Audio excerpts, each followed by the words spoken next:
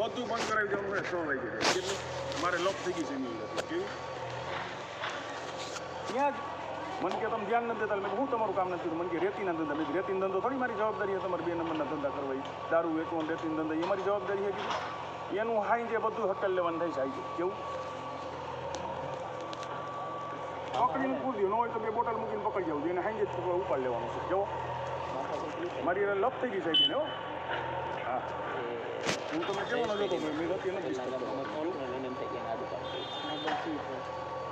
મેં કીધું આમાં ડેમેજ થઈ જાય તો ગમે મત ન નીકળે એમ થાય આડું ગામ કર્યું છે મતદાન ઓછું કરે તેમ કે તમે તો 80% કરાવી શકો આનું કંઈ બીજા તો કરો તમારું 80% કરાવો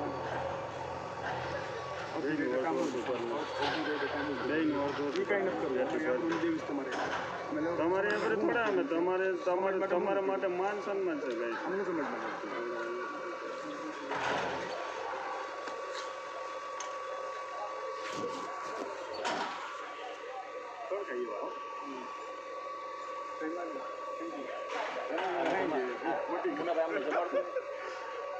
આવે બધેનું આવે હોટેલ હતી ને મગાવી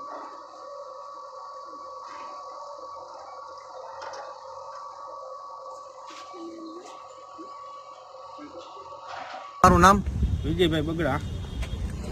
તમે અત્યારે police station Jamkandorna police station શું કરવા આવ્યો છો? જામકંડોળા પોલીસ સ્ટેશન અમે એકાદ મુજબ ફરિયાદ દાખલ કરવા આવ્યા હતા પણ કોઈ પોલીસે જવાબ આપ્યો નથી પોઝિટિવ. શું વિગત શું હતી?